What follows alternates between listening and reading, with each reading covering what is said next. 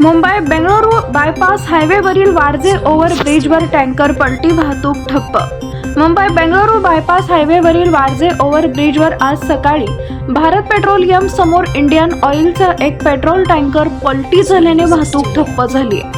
सुदैवानं टँकर रिकामा असल्यानं आग लागण्याचा धोका टळलाय। अपघातात टँकर रस्त्यात पूर्णपणे आडवा पडला, त्याचा मागील भाग रस्त्यावर अडथळा निर्माण करत होता, तर ड्रायव्हर केबिनचा पुढचा भाग पुण्याकडून मुंबईकडे जाणाऱ्या ट्रॅकवर घुसला आणि पलीकडच्या बाजूला धडकला। सुदैवानं समोरच्या बाजूने येणारं कोणतेही वाहन त्यावेळी नसल्यानं मोठी दुर्घटना टळली।